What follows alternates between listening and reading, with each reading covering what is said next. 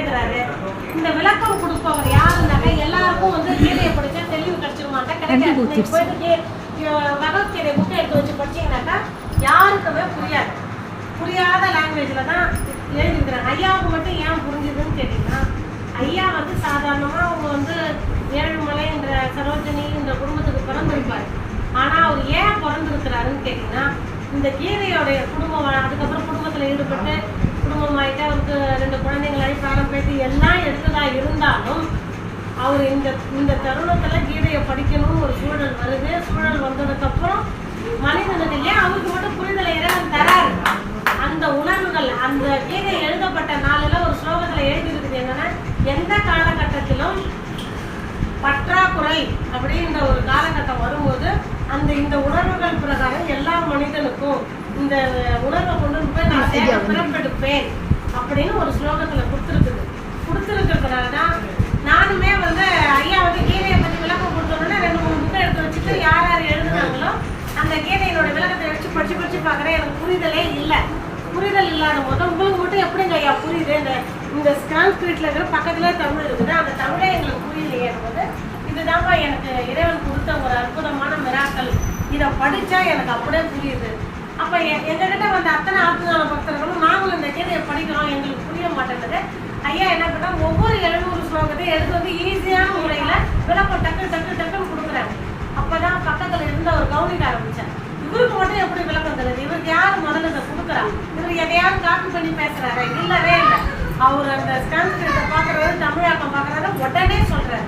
அப்பதான் எனக்கு புரிதல் இருந்தது. எனக்கே வந்து 14 வருஷம் இது என்ன நான் கவனிக்க ஆரம்பிச்சோன்னே எனக்கு எல்லாமே உதிக்க ஆரம்பிச்சது. அப்போ வந்து ஐயா கிட்ட நான் கேட்க ஆரம்பிச்சது. எல்லா நிலைகளும் வீடுல வந்து எனக்கு நிபுணங்கள் வர ஆரம்பிச்சது.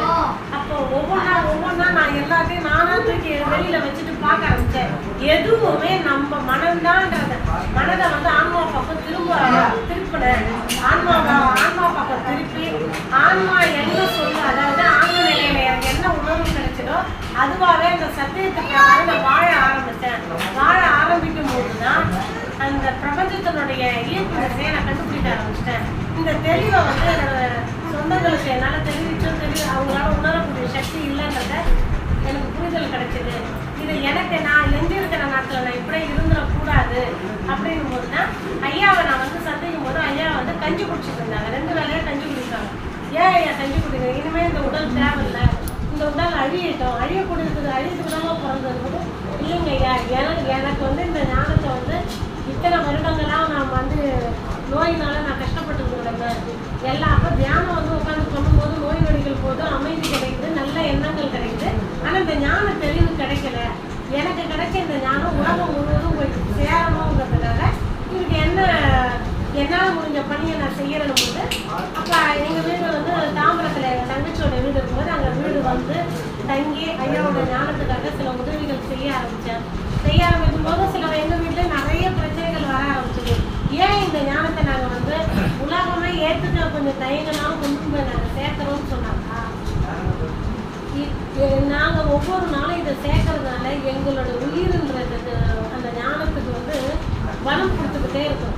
நாங்கள் மட்டும் ஒரு குடும்பத்துக்குள்ளே ஈடுபட்டுக்கிட்டு எனக்கு பேரா இருக்கிறான், எனக்கும் குடும்பம் இருக்குது, எல்லாமே இருக்கணும், எல்லாமே எனக்கு வேணும்னு சொல்லிட்டு நானும் வாழ்ந்துக்கிட்டே இருந்தோம்னா என்னோட உயிரை கொண்டு போய் நான் என்ன மிஞ்சி போனால் நான் ஒரு 15 வருஷம் இருப்பேனா 20 வருஷம் இருக்கலாம்.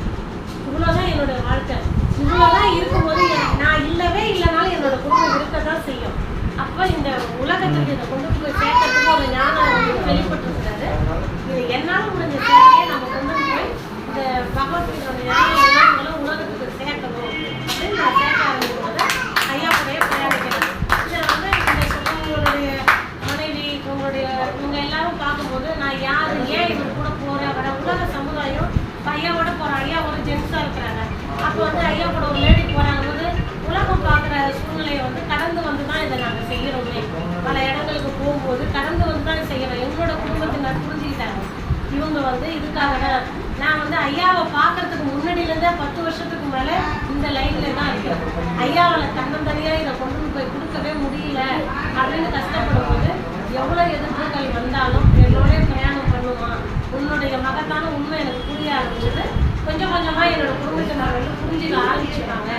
அப்போ என்னோட கூட வந்துக்கிட்டே நீங்கள் உலகத்துக்கு கொடுக்க என்னோட வாங்கணும் போது என்னோட உயிர் தன்மையை நான் புரிஞ்சுக்கிறதுக்காகவும் இந்த உயிரை கொண்டு போய் பிறவா நிலையை அடையிறதுக்காகவும் தான் நான் ஐயாவோட பிரயாணம் பண்ணுறதையும்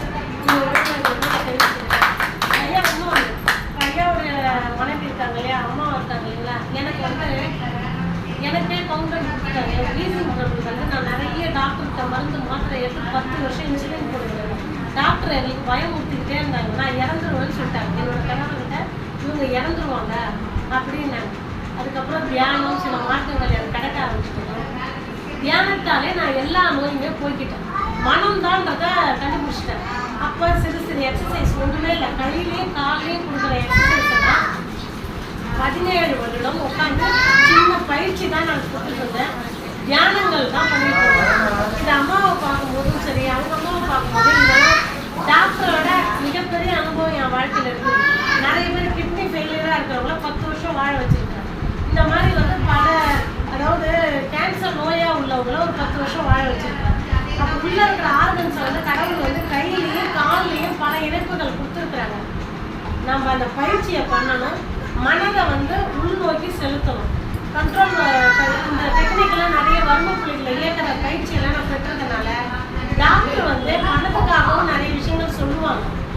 இதெல்லாம் என் கண் முன்னே தெரியுது. அம்மா ஆயுர்வேதிக்காக இருந்தாலும் சரி, அலோபதியாக இருந்தாலும் சரி, ஓரளவு குறிப்பிட்ட மருந்து தான் கேட்கணும். அம்மா எடுத்துக்கிட்டாங்க, இத்தனை வருடம் மருந்து மாத்திரை சாப்பிட்றாங்க. நம்ம உமாமகேஸ்வரன் மேடம் அவங்களுக்கு வந்து இந்நேரம் வந்து 1 ஒரு வியாதி இருந்துக்கிட்டே தானே இருக்கு. சரியாயிடுச்சுங்களா, அதை உட்காந்து கவனிக்கணும். இல்லை எனக்கு மட்டும் எப்படி சரியாச்சு, நான் இவ்வளோ மாத்திரையை போட்டுட்டு இருந்தேன், எனக்கு மட்டும் எப்படி சரியாச்சு. அப்போ எல்லாம் மனம்தான்றதை கண்டுபிடிச்சிருக்கீங்க. எல்லாத்தையுமே கேட்கக்கூடாது. மனதை செம்மப்படுத்திங்கனாக்கா எல்லாமே சரியாயிடும். நான் வந்து உங்களை வந்து இதை பேசி இதை நம்ப வைக்கணுன்றதுக்காக இதை சொல்லவே இல்லை இந்த இடத்துல. நீங்கள் யாரு என்ன, உங்களால் பணம் செலவு பண்ண முடியுமான்னு முதல்ல டாக்டர் செக் பண்ணுவார். என்ன வந்து பணம் செலவு பண்ண முடியாதுன்னு செஞ்சதுக்கப்புறம் நான் சும்மா பணம் செலவு பண்ண முடியும் அந்த காலகட்டத்தில் இருக்குது, இல்லவே இல்லைன்னு சொல்லிட்டேன். இவ்வளோதான்ட்டான். உட்காந்து பயிற்சி பண்ணி தான் எல்லாமே நான் சரி பண்ணிக்கணும். எல்லா வேலையும் என்னால் செய்ய முடியும். இன்சுலின் சாப்பிட்றதுக்கு முன்னாடி போட்டுக்கோ, சாப்பிட்றதுக்கு அப்புறம் போட்டுக்கோ, எதுவுமே இல்லாத நல்லபடியாக இருக்கும். இப்பொழுதும் இல்லைம்மா என்ன கேட்டிங்கன்னாக்கா நீங்கள் ஆயுர்வேதிக்கு ட்ரீட்மெண்ட் எடுக்கிறீங்களா, பாதி நம்புங்க டாக்டரை, பாதி நம்பாதீங்க. பயிற்சி மட்டும் பண்ணுங்க. இதில் பயிற்சி மட்டும் பண்ணுங்க. 10 வருஷம் நமக்கு முன்னாடி இருக்கிறத வந்து டாக்டர் சொல்லி அம்மாவை வந்து படுக்க வச்சுட்டாங்க, அமைதி பெற வச்சுட்டாங்க. இது வந்து அவங்க படுத்த படிக்க ஆயிடும். ஒரு காலகட்டத்துக்கு அப்புறம் இவ்வளோதாம்மா உங்களுக்கு மருந்து மாத்திரை இல்லை, இயக்கமே இல்லாமல் இருக்கும்போது நமக்கு வந்து பிரச்சனை இதை வந்து கண்டுபிடிச்சிங்க. இதுதான் பற்றாக்குறையான பிரச்சனை அதிகமாகணுங்கிறதுக்காகவே ஆனால் முடிஞ்ச வரைக்கும் கொஞ்சமாக இயக்கம் பண்ணிக்கிட்டே இருக்காங்க. அது மட்டும் இல்லாமல் என்னோட பொண்ணு வந்து நர்சிங் படிக்க வச்சேன். அவங்க இதே சொல்லிடுறாங்க ஒரே நிமிஷம், ஏன்னா புரிஞ்சுக்கிட்டேன். இல்லை எங்கள் பொண்ணு நர்சிங் படிக்க வைக்கும்போது 2 வருஷம் குழந்தை தங்கலை. அவங்க என் பேச்சை கேட்கவே இல்லை. போயிட்டு டாக்டரை போய் கன்சல்ட் பண்ணி மருந்து சாப்பிட்டு ஒபிசிட்டி ஆகிட்டாங்க. ஒபிசிட்டி ஆகிட்டோன்னே நான் சொல்கிறத கேட்டு இதை சாப்பிடணும் போது ஒரு காலகட்டத்துக்கு அம்மா சொன்னதை நம்புன்னு சொல்கிறேன். நம்பினதுக்கப்புறம் நானே வாங்கி கொடுக்க ஆரம்பித்தேன். சாப்பிட்டாங்க. தைராய்டு பிரச்சனை சரியாச்சு.